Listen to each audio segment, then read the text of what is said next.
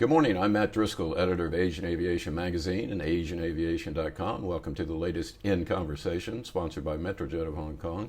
Today we are in conversation with Francois Piolet. He's the Vice President, General Manager for APAC and China at Thales Aviation Global Services. Francois, welcome. Thanks for joining me. Morning, Matt. Thank you for having me in the program. Pleasure for me.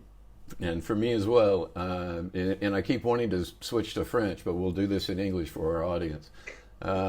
You've been in your role since 2020. You're based in Singapore, where I lived for 11 years.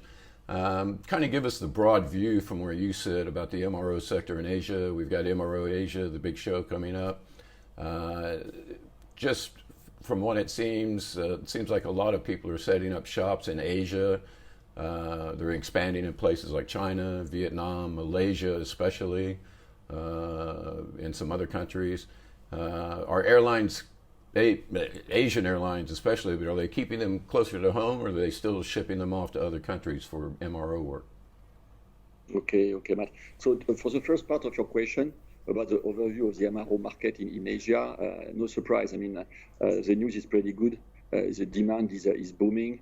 The airlines are willing to put their aircraft back in service and they rely on the OEMs, on Thales in particular, to get the right support, typically for our avionics cockpit products, but also our IFE cabin products. So the demand is there. So the future is bright for our business, but the problem at the moment is the capacity. We need to deliver. We need to support our clients, and this is where we are struggling a little bit at the moment. Part shortages have impacted us a lot. Typically, last year in 22, 23 is getting better, and also talent, and getting the right people with the right skills, the right training is also a challenge at the moment. Although it's getting also better, but we are working hard on those challenges to make sure we deliver the right service to our customers, and I'm sure we'll talk about it a bit later in the discussion. For the second part of your question. Actually, in Thales Avionics here in Singapore, we're handling mostly components, not big size components. So it's quite easy for the airlines to ship those components to our hub, which is in Singapore, to get it serviced, repaired, overhauled, and then we ship them back to them in Southeast Asia. So they don't. I mean, there is no such issue of moving the plane around or keeping the airplanes close to their hubs. They just ship the components to us, and we handle the service. So that's about it. So our strategy is to reinforce our presence in Singapore through the hub we're having here at the moment, and also to reinforce our hub in China. But we'll talk also, I think, about China later in the program. Let me follow up. Okay, so it's avionics and then IFE, C in the cabin, right? That's mainly what Thales does. Yes. Actually, we are servicing our cockpit avionics products, our IFE cabin products, and also our electrical system products from Singapore. And our domain of play is the civil market. We don't do, at least as of today, any military repairs. So it's civil market, air transport, regional aviation, business aviation, and helicopters. Okay. Products are fitted. Okay. I read your bio, of course, and you touched on this a little bit, but talk to us again about the strategy of growing Thales in the region. I know you can't give away any secrets of the guild and all that, but what is sort of your strategy to grow in Asia? Okay. I mean, we want to be more and more efficient in our way to handle our services, our repairs, and to shorten as much as possible the time the components stay in our shops, because time obviously is money in all industries, but in aviation in particular. And considering, let's say, the cost of our components, our assets, the airlines want us to expedite all services we perform for them. So premium services is key for us. To grow in the marketplace, and to reach this premium positioning, we do need to improve in terms of internal processes. So this is what we have launched during COVID times.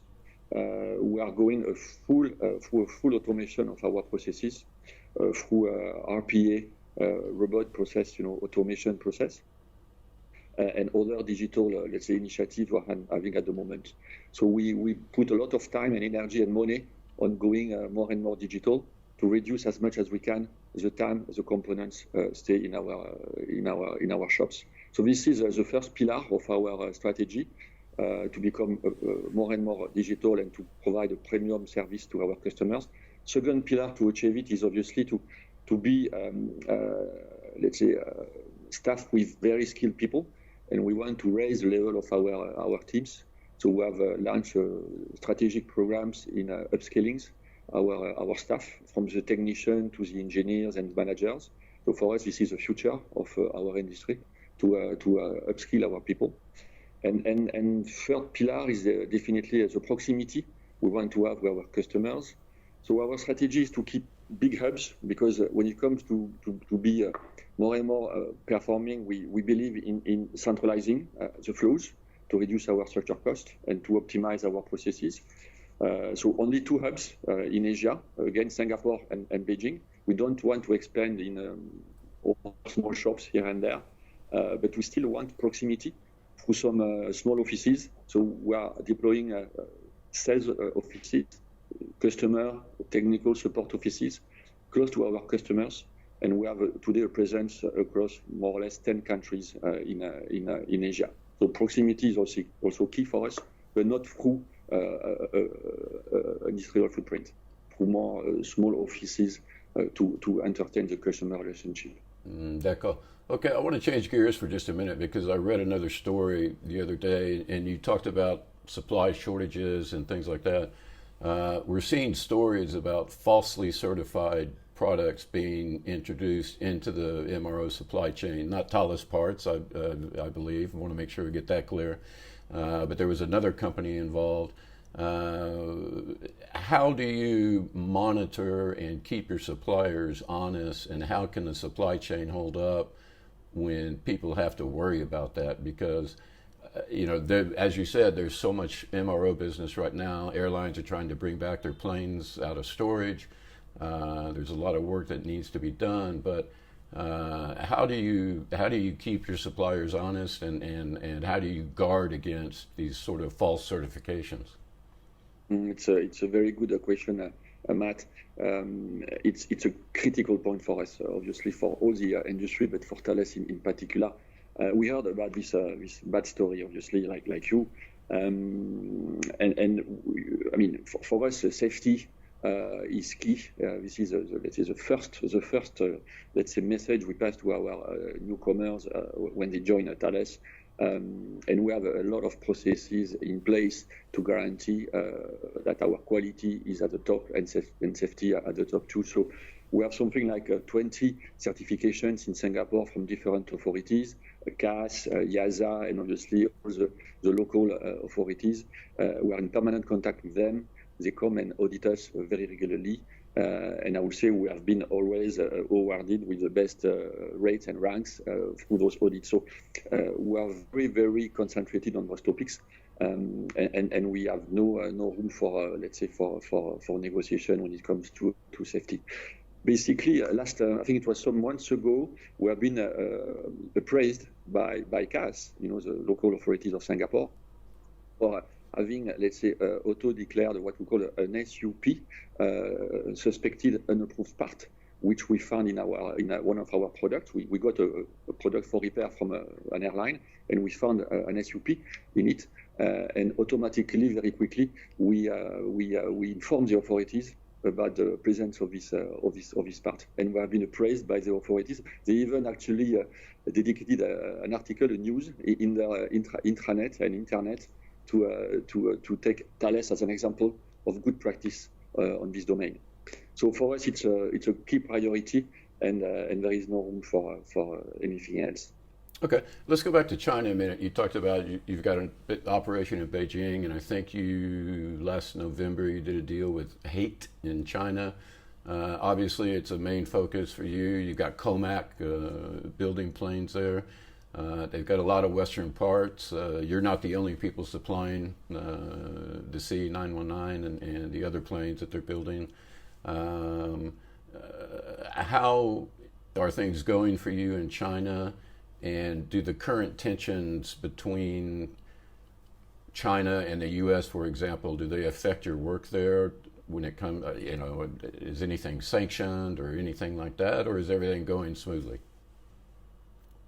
So far, I would say in our MRO industry, or at least for Thales, let's say the so-called tensions between the US and China do not affect our business too much, I would say.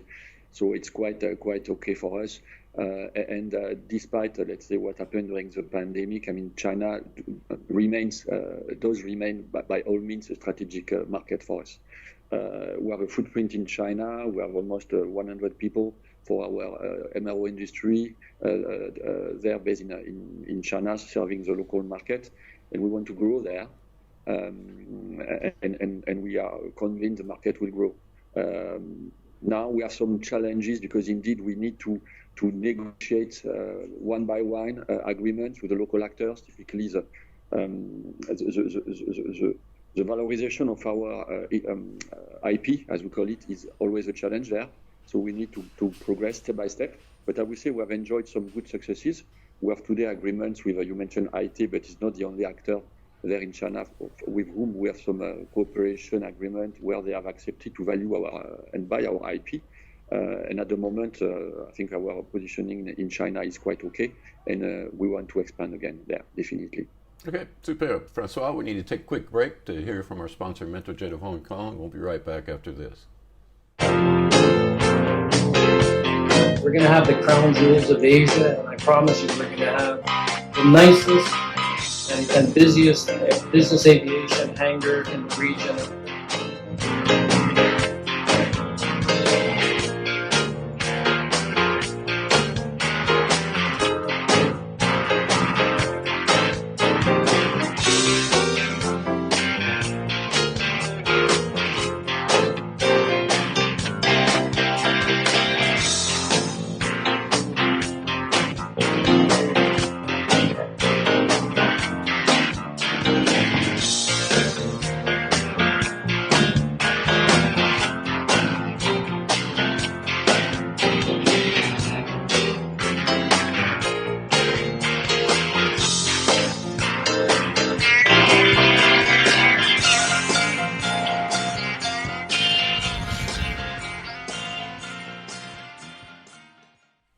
And welcome back. We're speaking with Francois Piolet. I always worry, make sure I'm trying to pronounce that right. He's the Vice President, General Manager of APAC and China at Thales Aviation Global Services. Back on supply chains, I was reading another story the other day about new parts versus used serviceable material, or USM. A lot of people are a lot of companies are stocking their inventories with used material that's still good. It doesn't mean it's out, you can't use it or anything. New parts seem to be in short supply, and again, this goes back to the main supply chain issue. Are you seeing people hanging on to their used material more, and talk again about the supply chain? What are the real problems with the supply chain? As we touched already on it, I mean, supply chain, and we had some indeed quite big issues during the pandemic, and just after the pandemic, let's say last year, 2022 was pretty tough for all of us and for Thales in particular. But we are recovering, and at the moment, I would say for end of 2023, part shortages are getting less and less. So the supply of new parts, I think, issue will be behind us soon. But indeed, it has helped developing the market of USM. It's not new; it was even before pandemic. But now the airlines have enjoyed some good source of supply through this market, and they are using it, I would say, more and more. Not only for availability reasons, but also for cost reasons, which makes sense, knowing that obviously we are on a very competitive market. But it's not an issue. I mean, typically Thales, we have even ourselves as an OEM, we have created a trading company called Thales Trading, where we buy and sell USN. I mean, not only, by the way, Thales products per number, but non-Thales. We buy and we offer to our customers those products, fully certified through the same processes as the ones we have for new parts, qualified by the same authorities, So no, it's no problem at all. It's a market which is developing, and I think most OEMs like Thales are now getting into it. So it's another source of supply, which is a good option for the customers, I believe. Okay, given the pandemic, there were lots of new planes that either they didn't get built or they were not delivered. A lot of older planes were due to be retired, and people are keeping them in service longer. Is that a plus for Thales? Oh yes, definitely. It's a plus for Thales because those airplanes which remain in operations for longer than originally planned, they need to get fitted with the latest technologies, and we have the solutions for our customers to upgrade our products.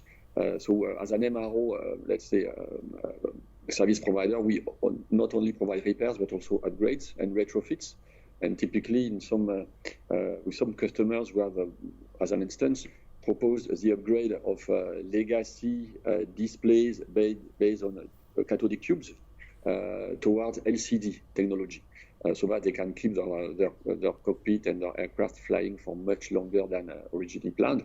So this is typically the type of upgrades of retrofits we are able to propose to our customers. So it's definitely an area of opportunities for us, and also for the customers, for the airlines, because they can enjoy operating their airplanes for much longer with latest technologies, lower maintenance costs, and higher reliabilities. So it's basically a win-win. We talked about this before, so but I still have it on my list of questions here. But where do you see the opportunities for Thales? I know you said you're going to concentrate on China. You're concentrated in Singapore. You've got some sales offices in other places. Singapore, I would classify as they sort of do the high-end, high-technology MRO. Places like Malaysia, Vietnam, other places do sort of the line maintenance work and not really the high technology sort of things. But where do you see opportunities for Thales in Asia and Southeast Asia? If we talk about footprint development, again, as I mentioned already, our strategy is to concentrate our activities into a few hubs. And our decision is taken to stay in Singapore and in Beijing. Obviously, we will face some issues by staying in Singapore, but we believe that the benefits are higher than the issues.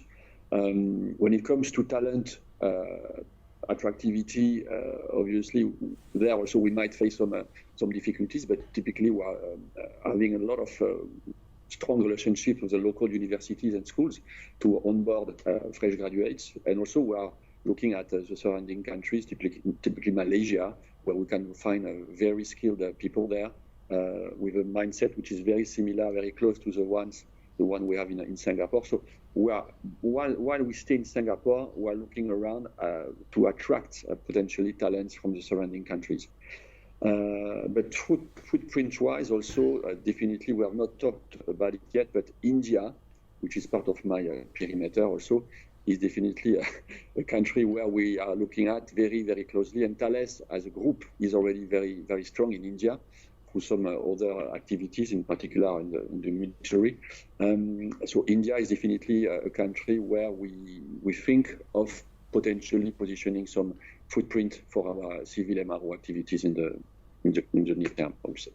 Okay, just a couple of last questions. Let's talk about technology. You were talking about digitization earlier and everything like that.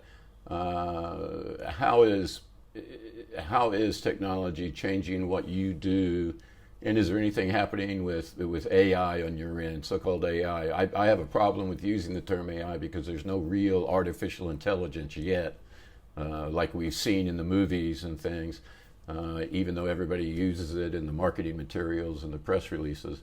But what is happening with AI on your end and technology in general? It's a good question again. Honestly, AI in our MRO business, at least for Thales, is not there. I mean, we are not using AI still. Maybe one day, but we are not there yet. But we do, as I said already, we do become more and more digital. Typically, our admin processes, receiving orders, preparing the shipping documents, processing the invoices. All this now is handled by the RPA. Less and less human intervention.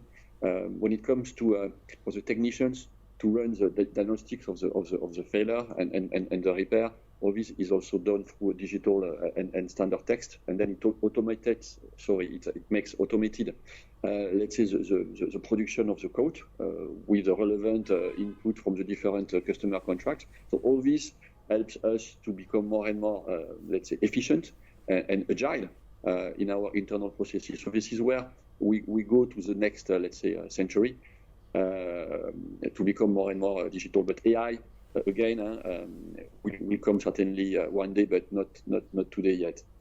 Good. Well, the problem is in my job when with writing and everything, Chat GPT is looking to take me out of business. I hope that doesn't happen. So, at least not until I retire, which is going to be a long time away.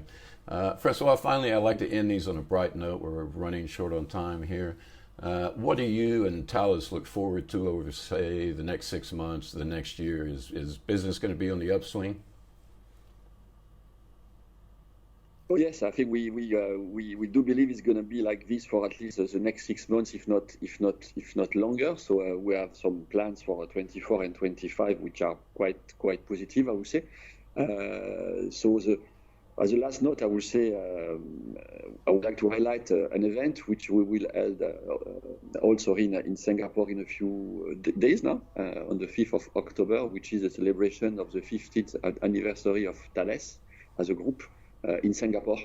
So we'll have some good celebrations with some honorable guests, and this will pave the way for Thales to expand even more in the future. So this is the way we see the next weeks and months in Thales quite positively, to be honest. So, and we look forward also for the next week show in Singapore, the MRO Asia, where we will enjoy certainly a lot of meetings with our best customers in the area. Now, for the 50th anniversary, are you going to be having really good French wine, like a Chateau Cheval Blanc or anything like that? Oh, certainly. We have a very good communication people organizing the event, and I'm pretty sure they will select the right wine and food. And I hope our guests will be all delighted. All right. Francois Piolet, Vice President, General Manager, APAC and China at Thales Aviation Global Services. Thanks for joining me in conversation. Thank you very much, Matt.